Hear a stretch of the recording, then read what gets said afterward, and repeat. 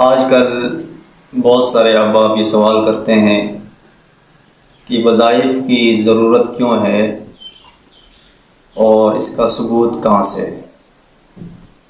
کچھ لوگ ایسے ہیں جو سرے سے وظائف اور عملیات کا انکار کرتے ہیں کہ اس کی کوئی ضرورت نہیں۔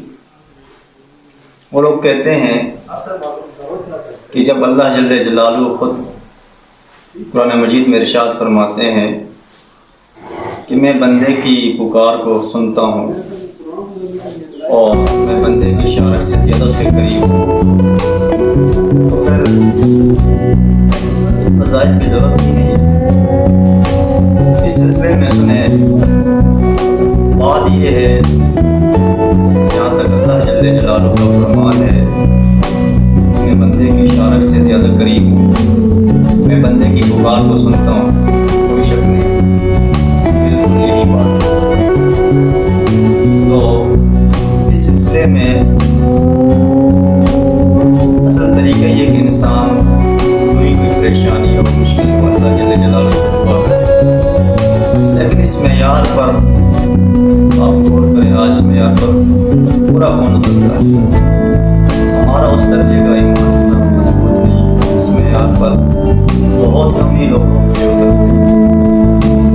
جہاں تک یہ کوئی آدمی جو وظائف کرتے ہیں، کسی قرآن کی آیات ہو یا مضمون دعا یا کسی بزرگ کا تجربہ عمل، اگر شریعت محمدی صلی اللہ علیہ وسلم قرآن حدیث میں غور کیا جائے تو یہ چیز بھی اسلام کے منافی نہیں ہے۔ احادیث طیبہ سے ثابت ہے، بے شمار احادیث ہیں۔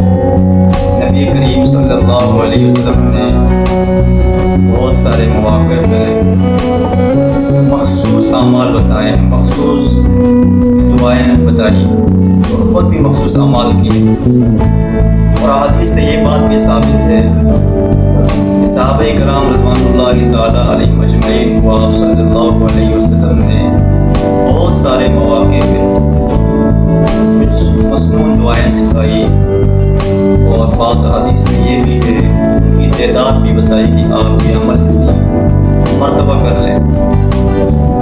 اسی طرح بہت سارے اولیاء اللہ ان سے مجرب اعمال اور وظائف کا ثبوت ہے۔ اتنی مقدار میں قرآن کی آیت، اتنی مقدار میں حدیث سے بھی مسنون دعا پڑھنے نہیں مشکل حل ہوگی۔ دیکھا جائے یہ بھی کوئی قرآن و حدیث کے منافی نہیں ہے، بلکہ قرآن حدیث کے عین مطابق ہے۔